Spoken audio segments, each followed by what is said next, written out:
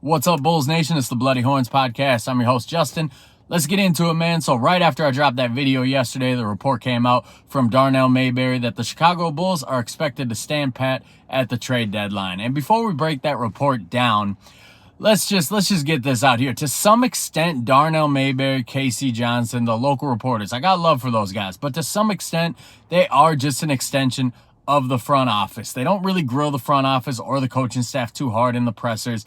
I'm not going to call them shills for the front office. That's a little too harsh, but if this report is coming from Darnell Mayberry, there may be a reason that report is coming out. It may be the Chicago Bulls trying to use some leverage, trying to play a couple media games, get this report out there that they're going to stand pat and see if they can get teams to up their ante with their trade offers. The report by no means doesn't mean that the Chicago Bulls are closed for business. It just means they want to put that word out there that y'all got to step your game up with these offers if you want to get our players. But if the Chicago Bulls do go a third straight trade deadline, sitting out the trade deadline for a third year in a row, that is front office malpractice.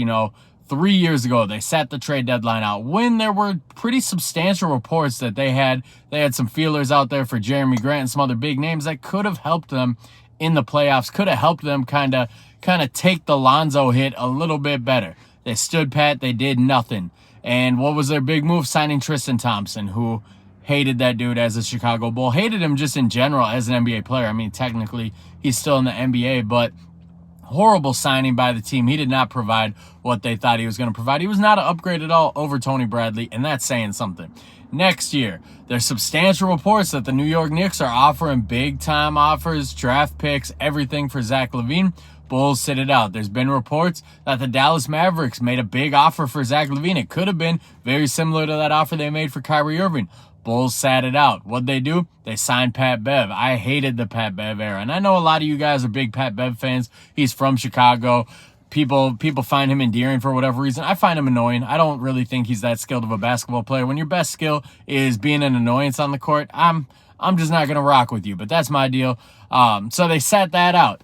Look where they are now. If they sit out this third straight trade deadline, when the roster is so clearly flawed, it is so clearly not working. The mid three together is not working. They are getting worse and worse the more they play together. The three of them have no cohesion together. We're a much better basketball team when one of them's off the court. I might even venture to say we're a better basketball when two out of the three are off the court, and it's the Kobe and DeMar show, or the Kobe and Vooch show, or the rarely seen this year because he's barely played, the Kobe and Zach show. So to sit this trade deadline out and to think that your assets are going to have more value in the offseason, that's malpractice. Alex Caruso, his value, not going to be higher in the offseason. Teams right now are going to pay more to get him both for this coming playoff run and for next year. So if you wait until the offseason to trade him, now he's an expiring contract.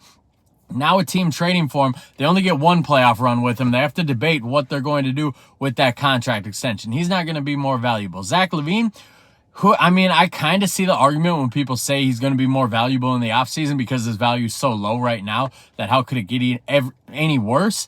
But if he comes back this season and he gets hurt again, or he comes back this season and his play is down again, his trade value tanks even more. So the best asset you're getting back in a Zach LaVine trade might just be to get off that contract. DeMar DeRozan, you can't really wait till the offseason with him. I guess you could do what the Spurs did and play hardball and try to work signing trades if your plan isn't to keep him past this year, but I doubt you're going to get back in a sign and trade what you would get back right now for a team looking to use him for their playoff run. So to sit a third straight trade deadline out, that'd be some generational level malpractice. You look around the teams in the league, the good ones are aggressive, man. The Miami Heat have not stood pat any of the last 3 years. The Milwaukee Bucks are constantly making moves. Boston Celtics are making moves. Sixers are always making moves. The Bulls, man, they just sit on their ass and keep pushing this continuity when the continuity ain't continuing. It's not working. It's getting worse every year. So Bulls can't sit this trade deadline out. But if you guys are not subscribed to the page, please hit that subscribe button. Help me grow this a little bit. If you're not following on Twitter, handles the same, @HornsBloody, TikTok, Instagram, Twitter, whatever. Throw me a follow. Let's talk hoops. Bulls aren't back till Saturday. Tough game against the Sacramento Kings. Let's see if they can handle business.